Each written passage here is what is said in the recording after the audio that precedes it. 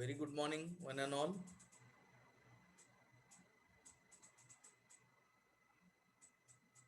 Uh, Let us continue our talk with the electrocardiogram. Today, we are going to end this talk with a little discussion about various degrees of heart block and what particular features we get whenever there is a particular degree of heart block in electrocardiogram. What basically heart block is, there is disturbance in the conduction system of the heart. That is conduction of impulse which has been generated in the SA node. We all have studied already that it first gets transmitted from SA node to the atrial muscle. From atrial muscle, it goes to the AV node. From AV node, via the AV bundle, it is reaching to the ventricles. In case because of any reason there is a disturbance in the transmission of this impulse, it leads to a condition which is called heart block. Let us have a discussion and what is its clinical significance. The first of all, we are going to have a talk about cyanoatrial block.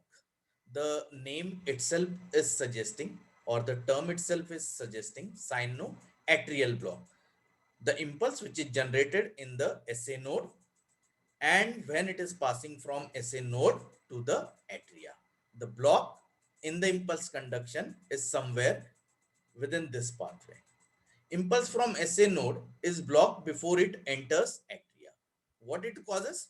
Because the impulse is not capable of reaching to the atria, definitely the atria will not undergo depolarization, will not contract, and therefore definitely will result into standstill. And what it will cause in the ECG? It will cause sudden cessation of P wave. There will be no P wave recorded because we all know the P wave is because of the atrial depolarization. And as the impulse is not reaching to the atrial muscle, no depolarization of the atria is possible, and hence no P wave is recorded. As we can see here, these are the normal cycles, but here we can see that no P wave is recorded, only the ventricular QRS complex we are able to see. Ventricles, they begin their own rhythm.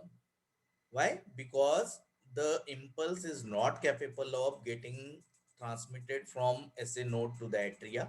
Hence, the atria are not contracting, and because the impulse is not reaching to the atria, that impulse will definitely be not conducted to the ventricles. And in this case, the ventricles will not contract for a particular duration of time. But after particular duration of time, ventricles begin their own rhythm with impulse that particularly originate spontaneously or automatically, we can say, in the AV node itself. And so the rate of ventricular QRST complex is slowed down, but otherwise there is no any particular alteration takes place in this QRS complex. Only the rate of the QRS complex is slowed down. Second, atrioventricular block. So basically what we are saying in the cyanoatrial block, that when the impulse is generated in the SA node and when it is getting transmitted to the atria, the block is somewhere between this pathway. As the impulse is not reaching to the atria, it will not undergo contraction.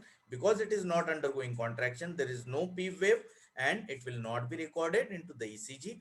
As the impulse is not reaching to the atria itself, it will definitely be not going to the ventricles, so ventricle will also not contract, but after certain particular duration of time, ventricles start generating their own impulse, and they start giving the appearance of QRS complexes in the ECG. The peculiarity is these complexes are otherwise very normal. Only the rate of generation of these complexes in the ECG is drastically slowed down. Coming on to the next variety, atrioventricular block. As the name itself is suggesting, when the impulse is getting transmitted from atria to the ventricle, block in the impulse conduction is somewhere happening between the atria and ventricle, and hence the name atrioventricular block. It is decrease in the rate of impulse conduction, as I said, from atria to the ventricle by AV bundle or by the bundle of His. What are the causes? We are saying there is a atrioventricular block, that is decrease in the rate of conduction of impulse. What particular causes are there that is ultimately leading to this block? The first and foremost cause is ischemia of the AV node or the AV bundle, and this may happen whenever there is a coronary insufficiency, or we can say the coronary arteries are not capable of supplying the blood to the various musculature of the heart in normal amount. Compression of AV bundle by scar tissue or by the calcified portion of the heart. Inflammation of the AV node or the AV bundle, which may be resulting because of certain inflammation of the myocardium, which is caused by various organisms like diphtheria and maybe because of the rheumatic fever. Another cause is extreme stimulation of the heart because of the vagus nerves. So, basic causes are ischemia, compression, inflammation, and extreme stimulation of the heart by the vagus nerve. This incomplete atrioventricular heart block, there are two varieties actually, complete and incomplete atrioventricular heart block. Incomplete atrioventricular heart block is of two varieties, first degree and second degree. Let us consider one by one. First degree, incomplete atrioventricular heart block. It is happening because of the prolonged PR interval. We have studied what is PR interval. It is when the P wave is ending and when the R wave is starting, the interval between the two. Normal duration we have already studied is about, zero point 0.12 to 0.20 second. And when this duration of PR interval in the ECG is going beyond more than 20 seconds, it is the condition is labeled as the first degree incomplete heart block. As we can see here, this is a P wave, and we can see here the prolongation of the interval. After the P wave is ending, pretty much time is required for conduction of impulse from atria to the ventricle, and therefore the PR interval has gone into the increase phase, and that itself is suggesting the feature of first degree of heart block. What is second degree? It is also because of the prolonged PR interval. As we know, the normal duration is 0.12 and 0.20. When it is going more than 0.12, we said it is a first degree of incomplete heart block. When the duration is between 0.25 to 0.45 second, the condition is labeled as the second degree of incomplete heart block. And the second degree of incomplete heart block itself is of two varieties, type 1 and type 2. Let us consider one by one. Here we can see the much prolonged PR interval. This is a P wave and there is a much prolonged PR interval. Type 1 and type 2 of second degree of incomplete heart block, they are named after Sir Waldemar Mobitz, and therefore the type 1, which is also named after Karel Frederick Wenckebach, this type 1 incomplete heart block, second degree, is also called as Mobitz 1 or the Wenckebach periodicity or Wenckebach phenomenon. And type 2, it is also named after Sir John A, and therefore it is also called as Mobitz 2 or Hayes block. Let us consider what particular difference is happening between type 1 and type 2 of incomplete second degree heart block. This we have already studied when we studied the conduction system of the heart. There are three bundles of atrial fiber that contain the Purkinje type of fibers and which are responsible for connection of SA node to the AV node, or we can say the conduction of impulse from SA node to the AV node. This is the SA node and this is AV node. These three bundles of atrial fibers are anterior, middle, and posterior. Anterior middle is also called as the tract of Wenckebach. As we can see here, this is the middle one, this is the anterior one, and this is the posterior one. The posterior one is also called as tract of Thorne. What is type 1 incomplete second degree heart block? It is characterized by progressive prolongation of the PR interval until a ventricular beat is dropped. Means what? Have a look of this particular diagram. P wave, This is a PR interval from the start of P wave, from the start of Q or the R wave. And as we see in this, in the second complex, the PR interval is again much more enlarged than the previous one. Again, there is much increase in the PR interval, so that we can say there is a progressive prolongation of the PR interval, and a time comes that the impulse is not getting transmitted at all from atria to the ventricle, which is responsible for drop of QRS complex in the ECG.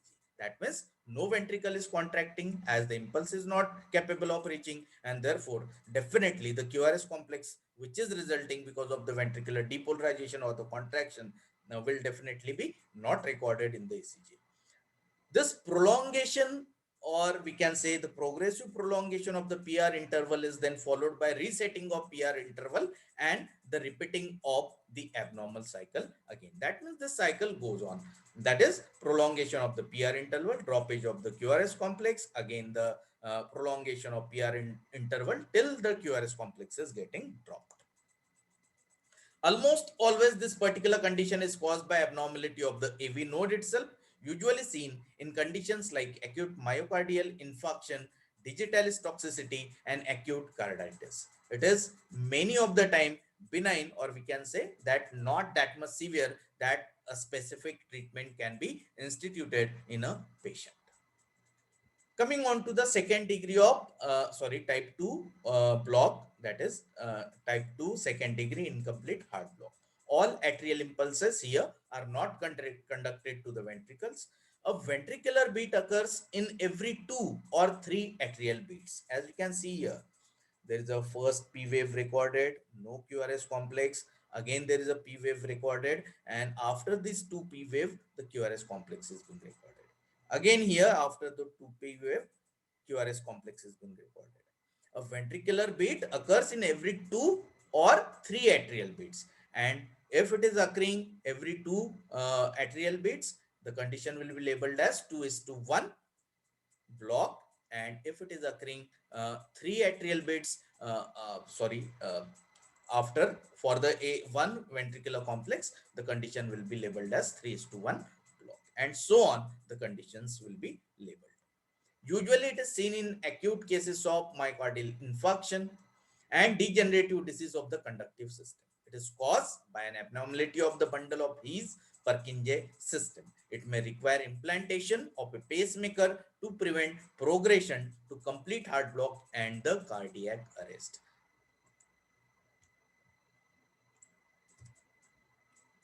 After being considered in detail the incomplete atrioventricular block, let us see what is a complete atrioventricular block, which is also said to be the third degree of heart block. Conduction in the AV node or the AV bundle becomes severely hampered in this particular cases. It is so much hampered that it ultimately gets resulted into complete blockage of the impulse from atria to the ventricle. So what will happen? Impulse is not at all reaching to the ventricle. So ventricle for a particular duration of time will not be undergoing contraction. No record of QRS complex will be there into the ECG. But after a particular duration of time, ventricle automatically, or we can say spontaneously, start generating their own signal or the impulse. Usually, this is originating in the AV node or in the AV bundle distal to the area where the block has been occurred. P waves become dissociated because of this from the QRS T complexes.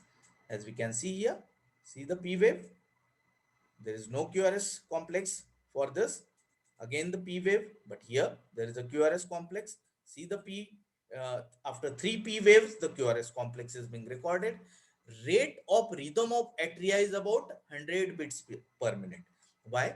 Because from the SA node to the atrial muscles, the impulse is getting transmitted.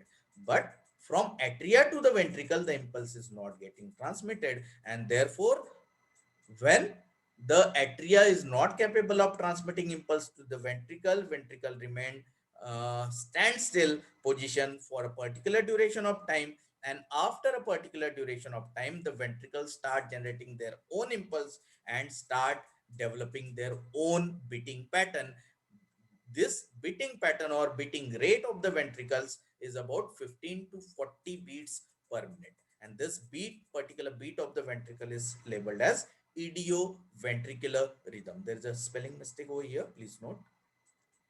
Beating of the ventricle is called idioventricular rhythm.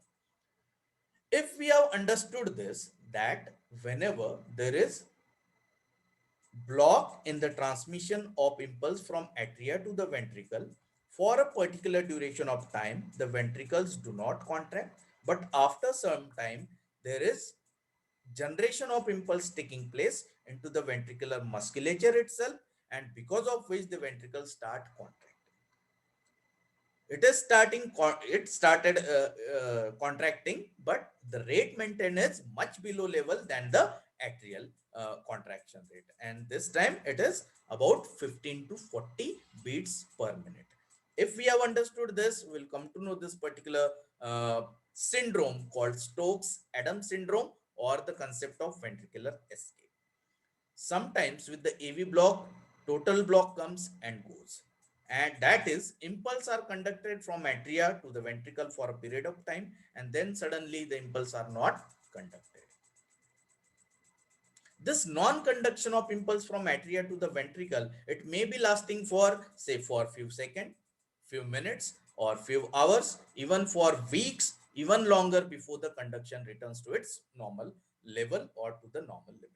And this is primarily happening because of the borderline ischemia of the conductive system, which we have earlier also discussed. Ventricular escape, the phenomena of ventricular escape. We are saying in complete AV block, ventricles start their own beating rhythm after a delay of say 5 to 30 seconds. We said from atria, when the impulse is not capable of transmitting to the ventricles up to period of 5 to 30 seconds remain in standstill position. But after this particular delay, ventricles start their own rhythm of beating at the rate of 15 to 40 per minute, which results from phenomena of called overdrive separation. What is this overdrive separation? It means that the ventricular excitability remain suppressed for some time because ventricles have been driven up till now by the atria at a rate which is greater than their natural rate of rhythm, and which is we said that about 100 per minute. But because of the complete AV block, some part of the Purkinje system beyond the AV node or the AV bundle block begins discharging rhythmically at a rate of 15 to 40 times per minute and start acting as a pacemaker for the ventricles. That means we can say the ventricles have now been escape from this overdrive phenomena, which used to be exerted because of the normal atrial rhythm, and because the atria were capable of transmitting impulse all the way from atria to the ventricles. And this particular phenomena, when the ventricles start beating their own impulse at the rate of 15 to 40 per minute after a delay of 5 to 30 seconds, the phenomena is said to be ventricular escape. That means after the atria stops their impulse conduction to the ventricle for first 5 to 30 seconds, there is no ventricular contraction is taking place. After this 5 to 30 seconds of lag, the ventricles start generating their own impulse, and these, because of this their own impulse started acting as a pacemaker, ventricles start beating, start contracting at a rate of much lower rate of, we can say, 15 to 40 per minute. This phenomena is said to be ventricular escape. Then what is Stokes-Addon syndrome? We said that the ventricle starts contracting only after 5 to 30 seconds when the atrial impulse conduction is stopped. Brain, we know, cannot remain active for more than even 4 to 7 seconds without blood supply. And because of this, many of the people undergo faint a few seconds after the complete blocks occurs. Why? Because we just now said after the complete block occur, atria will not be able to conduct its impulse to the ventricle. Ventricle will not contract for 5 to 30 seconds. And when ventricle will not be contracting, definitely no enough amount of blood will be coming into the circulation by the way of cardiac output or the stroke volume. If not enough amount of blood is being pumped by the ventricle, definitely very less blood supply will be reaching to the brain, and as brain cannot withstand this low amount of blood supply even for 4 to 7 seconds, there occurs the spells of fainting in a person who is suffering from this particular complete AV block. Heart does not pump any blood for 5 to 30 seconds, as I said, until the ventricular escape phenomena is resulting, and that is until the ventricles start their own rhythm at a rate of 15 to 40 per minute. After escape, slowly beating ventricles usually pump enough blood to allow rapid recovery from the fainting spells and then to sustain the person. This periodic fainting in the period of say 5 to 30 seconds, this periodic fainting spells are happening, and when these fainting spells are happening, the condition is said to be the Stokes Adams syndrome. The last part, artificial pacemaker.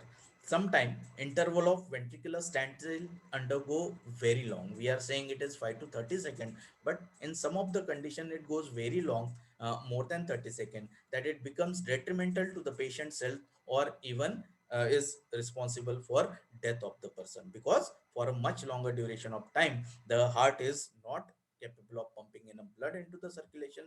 All the organs undergo suppression of blood supply or getting less blood supply, so overall organ failure there occurs, and that ultimately can be resulted into the death of that person. Most of these patients are provided therefore with an artificial pacemaker, so which is nothing but a small battery operated electrical stimulator which is planted beneath the skin with electrodes usually connected to the right ventricle.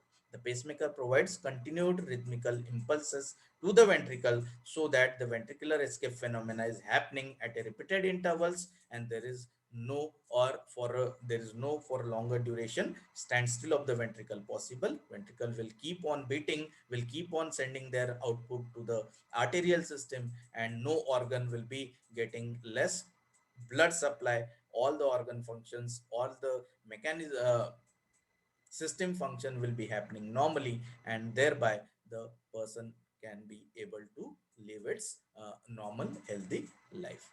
With this, I think we had enough discussion about the ECG in our three sessions. In the first, we discussed the basic physiology that is responsible for generation of electrical impulses with each and every beat of the cardiac cycle, or with each and every phase of the cardiac cycle, we can say, into which we studied that always the depolarization is taking place from base to the apex of the heart, except at the very end for a fraction of second the direction get reversed. And how ECG is recorded, that we have learned in our second category of this discussion. What particular deflections are recorded, what are positive deflection, what are negative deflection. We got familiar with the various waves, their duration, their amplitude, in which particular condition they get altered. We saw the classification of leads. We saw the concept of recording of heart rate with the help of ECG. Then we considered the abnormality in the conduction system of the heart, to which we labeled as cyanoatrial block, or it could be atrioventricular block. With this, I think we'll stop with the ECG, and in next class we'll be beginning with the new particular article about the cardiovascular system. Till then, please take care. Thank you.